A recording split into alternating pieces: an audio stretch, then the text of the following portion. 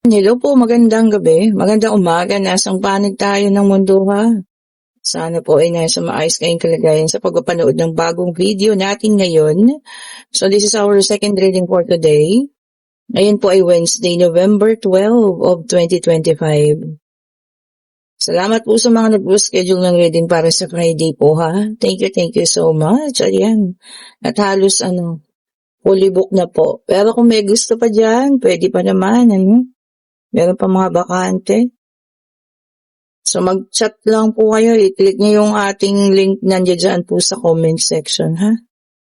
And meron tayo ritong Page of Pentacles. Tabi natin si Rose Quartz. Ayan. Para magkasya sila. Pero kasya yan. And then, meron tayo dito. Ano kaya sunod? Ayan. Knight of Wands. Ayan. Meron din tayo rito, Two of Swords. Okay. Pasensya na kayo dun sa isang asong batang maliit yun nag-iingay. Isa sa mga alaga natin. And meron tayo dito, Nine of Wands. Okay po ha. Tignan pa natin kung ano at kanino ang situational reading nito ha.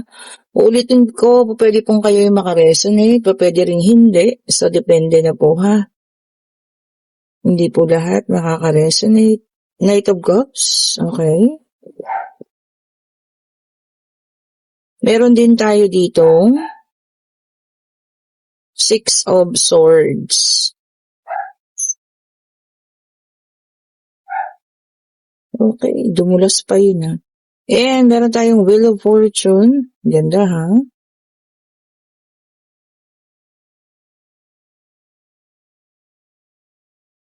Tignan pa natin.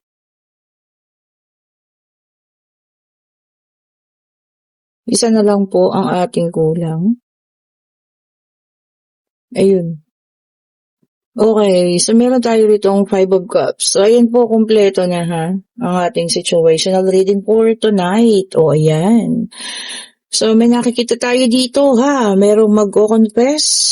Ayan, ano ba Tagalog ng confession? Magsasabi na ng kanyang Hindi ko alam kung magsasabi siya ng kung pagpapaliwanag ba ito sa nakaraan. Or pagpapaliwanag dahil sa mga nangyari, no? So, merong confession dito or pangkukumpisal. Ayun, naalala ko na. Magkukumpisal. Ayan. Kasi hindi niya na rin makayanan. Ayan ha. At sobra na rin yung hirap na nararamdaman niya dyan. Nahirapan din siya pagdesisyonan ang mga bagay na yun, kung talagang sasabihin niya ba sa'yo o hindi. Okay po. Definitely ang taong ito umalis sa buhay mo pero ito na magbabalik yan ha. At yun nga po dala-dala niya yung mga na yun. Pangkukumpisal niya sa iyo no. Marami siyang sasabihin kagaya niya no. A page of Pentacles is yan, balita o news. Ayan ha. So, may kakaroon din dito kasi Knight of Cups and baka maaaring humingi ng tawad. Okay po. Dito magkakaroon ka ng desisyones. Desisyones para desisyones. Hindi. Magkakaroon po kayo ng desisyon kung ano ba. Pakikinggan niyo ba to? Ang lahat ng mga sasabihin niya? Paniniwalaan mo ba? O, diba? So, ito po ha. Meron tayo ritong pangungumpisal o confession mangyayari. O pwedeng sa'yo to, o pwedeng sa kanya, o pwedeng kung kanino po ha. Pero sinasabi ko na, hindi lahat po ay makaka-resonate. Nakapag-isip-isip ng taong ito kasi nabibigatan na rin siya sa mga nangyayari at alam niyo yun, tinatablan na rin siya ng konsensya at sobrang kalungkutan po. So, merong confession ngayon ha, pangungumpisal. Hindi ka naman pare, pero mangungumpisal siya sa'yo. Ayan, ito na naman tayo sa kalokohan natin May energy na naman nakatulog na naman O, yan po ha. Okay, tignan natin. I-elaborate pa natin tong situational reading ha. Tignan pa natin. Okay, so ito pa, yung isa, proof, Three of Cups, sabi niya, gusto niya talaga na ng reunion sa'yo. pakikipag-usap. Ayan ha. Ay, natamaan ko yung ilaw. Okay po, so gusto niya ng reunion, gusto kanyang kausapin, gusto niyang, marami siyang gustong sabihin, marami siyang gustong ipaliwanag, gano'n. At siya mismo ang gagalaw, tignan niyo, may kasamang number 1 pa lang ating The Magician, ayan. Talagang ano na 'to, nag-uumpisa na po ha, kumbaga gumagawa na siya ng plano, ayan. Nakalatag na yung mga plano niya 'no, uumpisahan niya na kung papaano ka niya puntahan kung malayo ka man, kung papaano ka niya kakausapin ano. Ayan nagdulas-dulasan pa 'tong dalawang ito. And meron tayo ditong The Devil, may kasamang number 15 ha. Sabi niya rito no, most of them daw ay mga secrets, yung mga issues ng mga secrets, yung mga bagay na gusto mong tanungin sa kanya noon nung kayo pa yung magkasama, ito na, isisiwalat niya na lahat-lahat. Bakit ngayon pa? Diba? Yun din na itatanong niyo, sigurado, bakit ngayon pa? Ngayong naka-move on, ngayong okay ka na, diba? And then, meron tayo ditong 3 of Pentacles, 3 of Wands, so ayan ha. Sabi niya dito, no, choices ulit. So talagang magkakaroon ka ng mahirap na, mabigat na pagpili. Dalawa na naman, talaga naman nagmamadali ha. Sa pagpili siguro kung kaya mong pakinggan yung mga gusto niya sabihin or, alam mo yun, hahayaan mo na lang siya. Siguro parang gano'n, And meron tayong King of Pentacles, ayan. So sa ngayon daw, nag-mature na siya. At talagang alam mo yun, inaayos niya na. Pati yung buhay niya. No? Baka naganda sira-sira nung nagkahiwalay kayo. And, eto na. Talagang nag-uumpisa na siya, no? Sabi ko sa inyo, ayan, sabi nga, arrival, pagdating.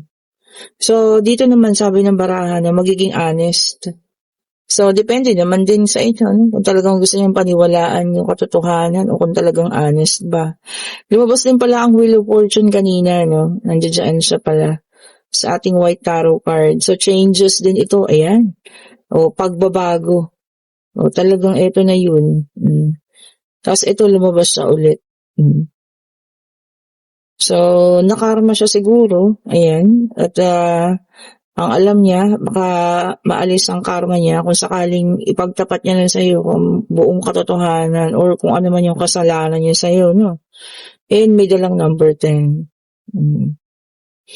Sabi rito, no changes. Talaga ba kaya? Nagbago na kaya talaga siya?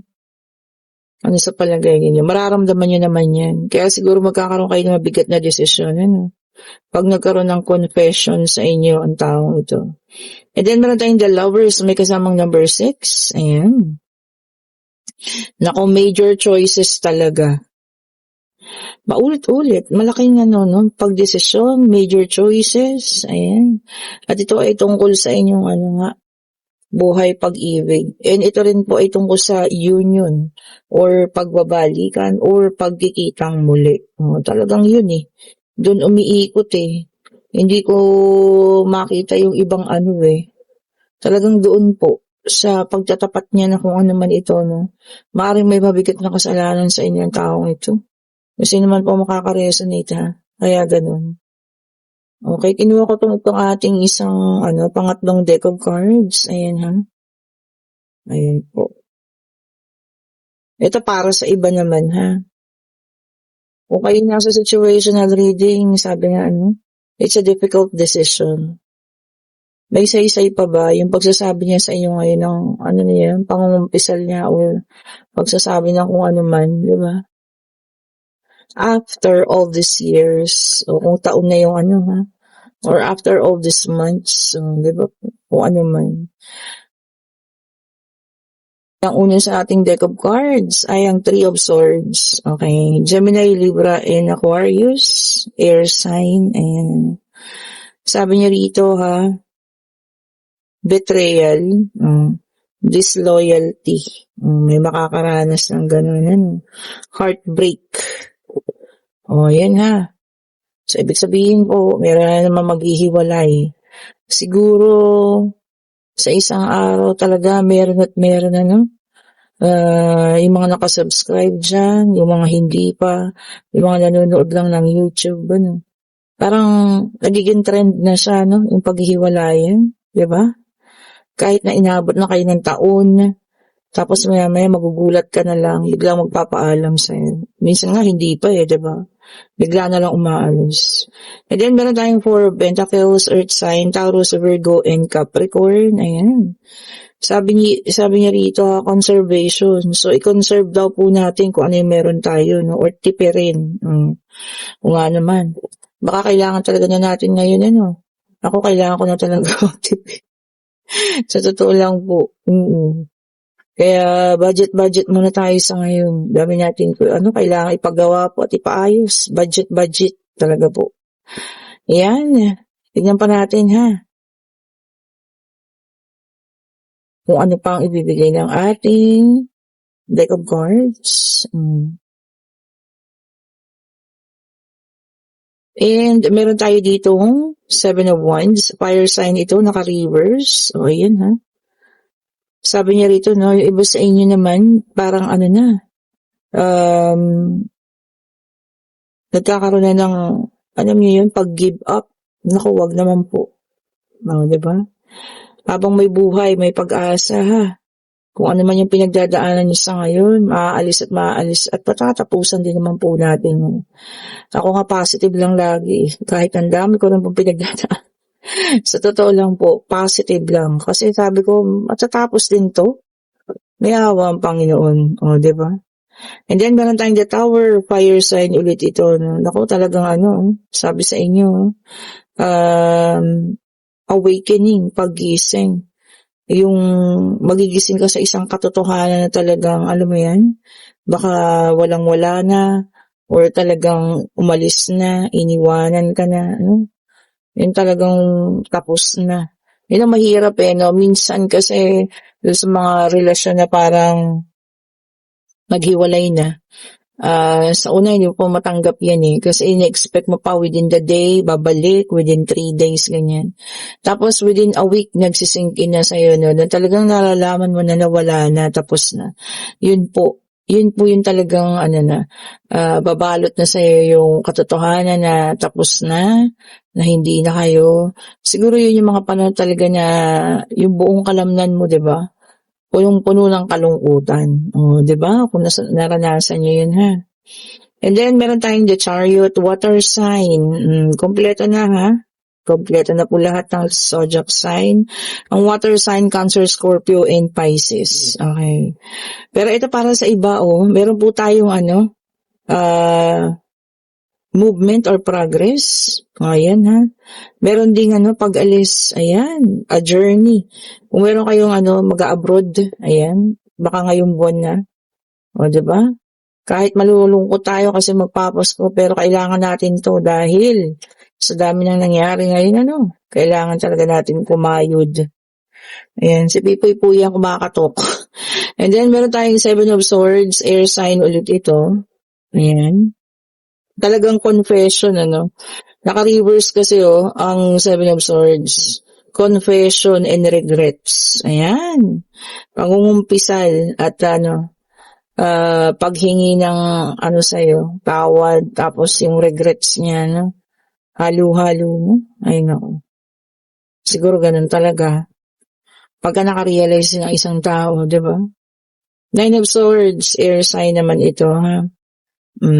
So sabi sa inyo pagkatapos ng chaos, talagang, alam mo yun, pag nag-sink in na sa inyo, nagkakaroon tayo ng pakiramdam na parang hindi tayo makatulog. Alam mo yun, naiiyak ka, diba? Nagkakaroon ka ng anxiety, nagkakaroon ka ng depression, diba? Totoo po yan ha, may mga taong dumaan sa mga ganyan dahil lamang sa isang breakup. Siguro ito yung mga taong talaga nagmahal ng sobra. Kung sino mga nakaranas niyan. Sa totoo lang po, di ba? Ay, dalawa sila. Isa na lang ang kailangan natin para sa ating deck of cards. Ala ka, ang dami naman. Kaya nga yung iba, di ba, talaga nagkakaroon pa ng breakdown. Kasi hindi makayanan. Tapos nakikita nila, no, na ipagpalit pala sila sa iba. Yun po yung masakit. Kasi ikaw, hindi ka move on. Tapos may kapalit ka na agad. Di po ba? Yun ang napakasakit doon. And then, Ace of Wands. Oh, fire sign ito, ha? Napakaganda, no? Sabi niya rito, ha? Ikaw ang mag-uumpisa. It's your willpower. Tama naman. Ikaw po ang may hawak ng iyong kapalaran. Ikaw din po ang may hawak ng kung anong gusto mong mangyari sa buhay mo. Kung gusto mo na nandiyan ka lang lagi, no? Sa pagluha, sa hirap na nararamdaman, nasa sayo po yan. Pero kung talagang gusto mo naman ay ang alisan, makakaya at makakaya mo po yan, ha? Unti-unti kakayanin. O ayan, kung kayo yung nasa situational reading natin, na talagang madadala kayo sa mahirap na pagdedesisyon. Siguro yung mga bagay niya sasabihin niya sa'yo, maaaring katotohanan din naman. At talagang, alam mo yun, hindi mo alam kung tatanggapin mo ba ang mga paliwanag niya, ang mga pangungumpisal niya, at paghingi niya sa'yo ng tawad, no? Darating sa point na ganun. Okay po, so ihanda ninyo ang inyong sarili.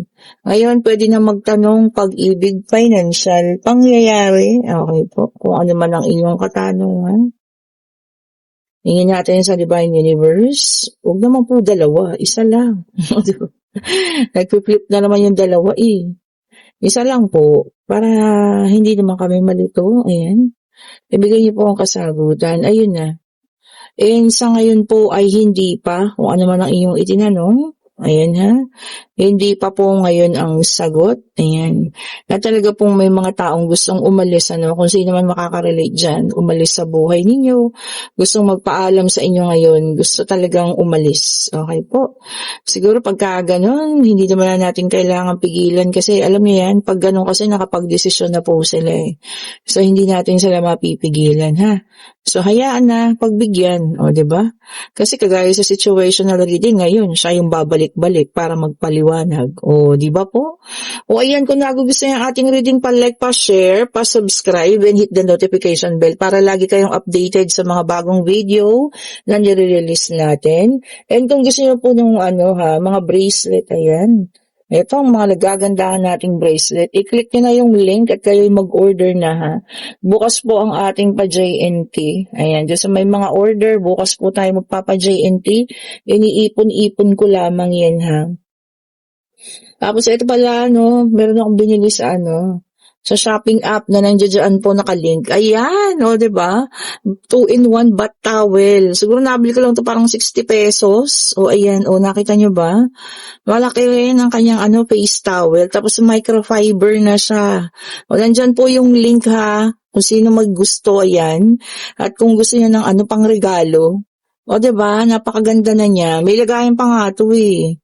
Tapos po, kung gusto niyo na, na siya, pang giveaway, ganyan, yung mga magpapakasal dyan, yung mga magpapabinyag, pwedeng-pwede po. Biruin yung 60 pesos yata to, Piliin niyo na lang dyan, meron pang yung mas makakapal. Pero ito makapal-kapal na siya, ha? 60 pesos or 68, parang ganun po, ha? Ayan. Diba? Ang ganda. Andyan lang po yung link. Click nyo na lang yan. Tapos ito yung lagayan niya, diba? Meron siyang ganitong lagayan. Para na siyang hindi nyo na kailangan pong ibalot-balot pa, Lalo na kung kayo magpapabinyag, ayan. Or magpapakasal, pang giveaway ninyo. Hindi nyo to kailangan ng ibalot-balot. Ayan, kasi may lagayan na siyang ganyan. Diba? Napaka-presentable. Tapos iganon nyo na lang siya. Lagyan ng tag giveaway. Di ba po? Andiyan na po yung link ha. I-click nyo na lang dyan. Andiyan po sa natin, sa bandang baba yata yan. Basta po, yan kung gusto nyo umorder dyan sa mga shopping app dyan, ilalagay ko po yung link. Di ba napakaganda? Umorder ako nito kasi isa to sa mga ipaparapol natin ha. Yan, umorder po ako nito.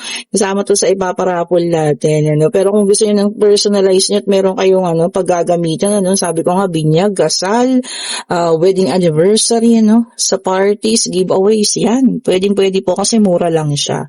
At the same time, ang ganda ng quality. Thank you so much po ulit for watching. Have a great evening po sa lahat ha. Magandang gabi po sa inyo. Ayan, nilukot niya na yung ating mga bara. Okay po, bye-bye po sa inyong lahat.